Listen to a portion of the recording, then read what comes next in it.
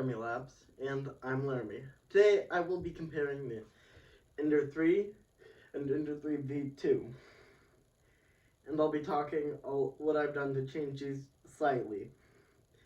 They're mostly stock, but there are some differences from stock Ender 3 printers. And I'm going to go over pros and cons. So, for the regular Ender 3 over here, it comes stock with a flexible bed, and this is my original bed. I have replaced this original bed with a flexible magnetic build sheet. So that's the thing. First I'm going to go over actually what I've changed to these printers, and then we'll talk about pros of this one and pros of this one and cons and everything. So magnetic build sheet's different, and then I have a one fan replacement of the part cooling fan. And because of that, I have fan replacements actually on both these printers, so I will not be doing noise tests because it is not a fair representation of what they sound like under normal circumstances. And this actually has both fans replaced over here. And that's kind of why it has a extra, because I want to get connectors, but I haven't got there yet. This is a glass build plate, and this is just a plastic sheet. So normally you would get a plastic sheet with clips. Like I said, I replaced it with a magnetic build plate, and this just has the stock glass one. They're both removable off these printers. And key differences: your power supply is over here, and you have an on-off switch over here. You got an on-off switch on this one to the back, and power supply goes in through the back. Power supply plugs in over here on this side. This one's a lot cleaner. It has a build drawer. Another drawer for tools and stuff. And the housings are different. This one has a metal housing with the cooling fan on the outside. This one has a plastic housing with cooling fan on the inside and cooling fan for the heater on the inside. Cooling fan for the heater is right there.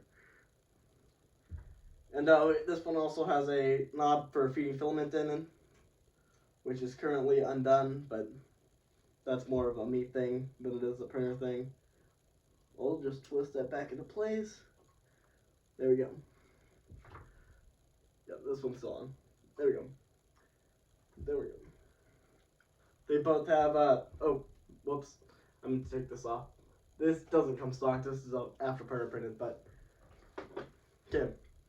Now that we've gone over what's different, let's talk about the pros of this one. The pros of this one are, it is a tested machine. I didn't have any issues with this particular machine. It would print, and bed leveling was fine and everything, and I had no issues whatsoever, which is a good thing. Its screen is over here. It's a big LCD. And then this one over here. I have another 3D printer just like this one, and I had issues with it. The screen stopped working for me. I don't know if that was a me issue particularly or not. And the reason I had to replace the fans on both these printers is because they died. I think that's a me issue, not the printer issue, though.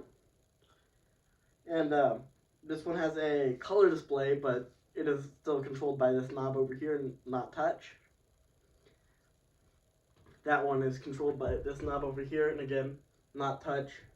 This one does not have a drawer for you to mess with. See, there's nothing over here.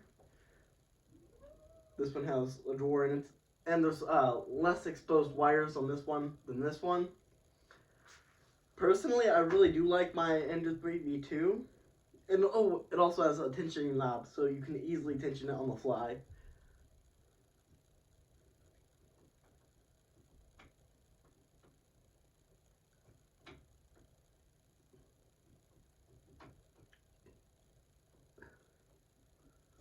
Like so.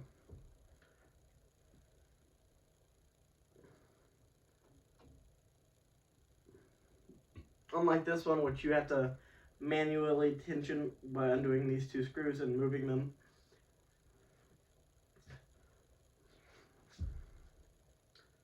They're very similar to each other. Like I said, there's very few differences. The magnetic build sheet on this one I really do like. It's easy for getting parts off, easy to take on and off. Fantastic. This one can sometimes be hard to get parts off, but I don't blame the machine. Oh, and this screen over here comes off real easy, so you can replace it whatsoever. And it has a ribbon cable right there. There we go. And that's in place now. They both came with big knobs, so I can easily raise or lower the bed. This has more exposed cables, which I'm not a fan of. It makes me nervous slightly, but that's more of a me thing than it is a printed thing.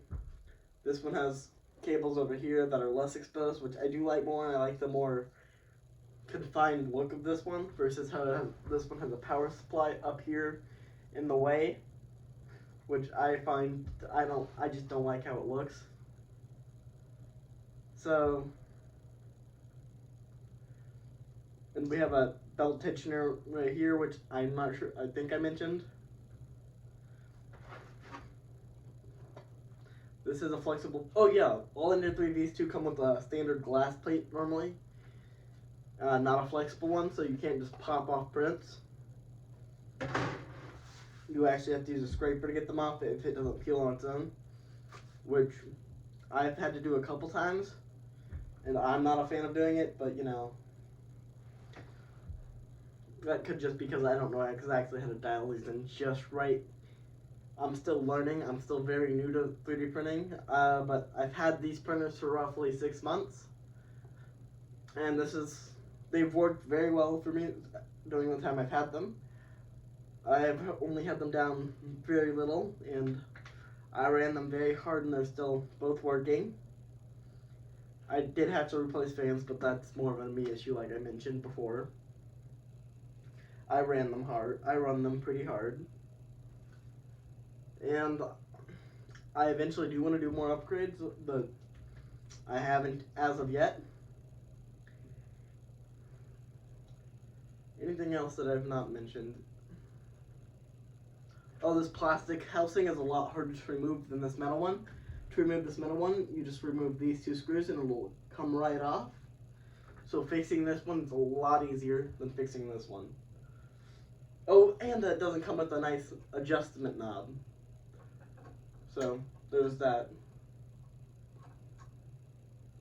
It only locks in one way. There we go. Back on. Overall, I think these are great printers, especially to start getting into 3D printing, which when I started, I was very new.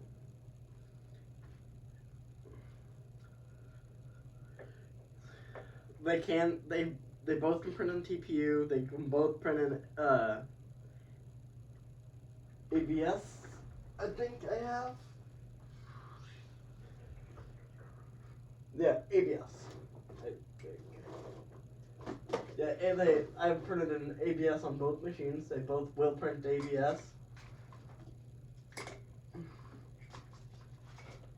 I haven't tried printing TPU on this machine particularly, but I have on this one. This one does print TPU pretty nicely. It isn't the softest TPU that I printed, but it did print and it worked pretty well. In conclusion, I think these are both amazing printers. And which one I would recommend more? I personally like this one more because it has the screw and it just feels much more contained. But that could just be me. I also just don't like all the open wires and stuff you get with this one, and how you have an open XT60 connector right here. It just makes me a little bit more nervous. Oh, and I have had this one its overheating sensor does work, and it will shut off the machine if it overheats. I do know for a fact this one does work. I haven't had any issues with this on this one. I only know this one works because it happened when I was doing a fan replacement, and before I did it, when the fans was already dead and it wasn't cooling right, it did overheat and it shut itself off, which is a good feature, and it will save itself, at least in my experience.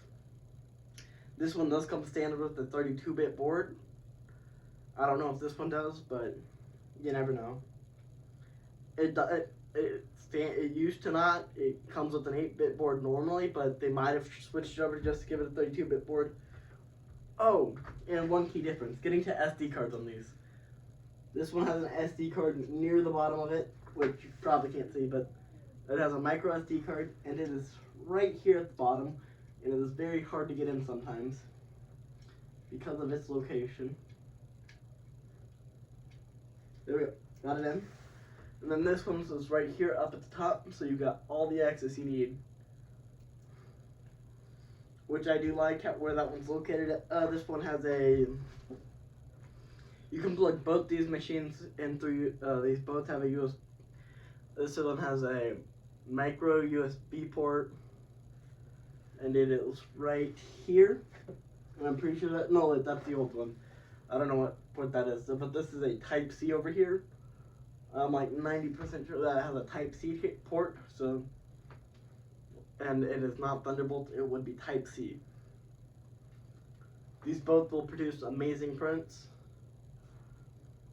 And actually, this Rainbow Owl actually came off of the machine I had that was just like this one. And this was one of the first prints I printed, so, and this one will print just as well, as long as you have it tuned in right. But I had a rainbow filament loaded up, and as you can tell at the bottom it started changing. So this will give you an idea of the print quality. I printed with supports on, so, and I don't know how to do custom supports at the time when I did this, and I still don't, but I printed with supports on, so that's where all this like gunk on the sides is, but I think it did a great job, but your opinion may vary. These printers run around the same price. I think this one might be cheaper, but if they're within $10 of each other, or if this one's on sale, I do recommend this one over this one, and that is because of how it looks and how much cleaner it looks and feels. Assembly took, I think it took roughly like 2 hours for me. And I'm very new to 3D printing, and this was the first printer I've ever assembled. So it took roughly 2 hours each. So 4 hours of assembly the total that I've had. It didn't take long. It wasn't that bad. I did struggle, and I printed some like other things, but I don't have them right here. I'll put this back up on top, but yeah. So which one do I recommend?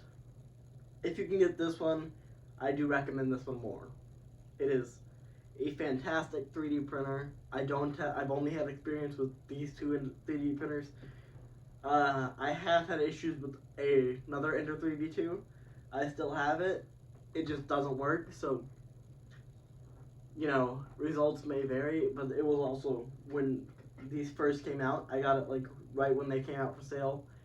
So that unit specifically has issues, but I've had no issues. I did buy these with my own money. They were not sent. Like, I was not sponsored, so I bought these with my own money, and I really enjoy this one. And this one's pretty good too. I use the exact same. I can swap SD cards no problem between them because they're the exact same printer basically. And the G-code will read between them without any problems. This little drawer is nice for tools, which you likely won't need, but it's good to have your snips in, so whenever you load a new roll of filament, you can get it cut at an angle to load it into this easier. This knob is very helpful when you're loading filament. So,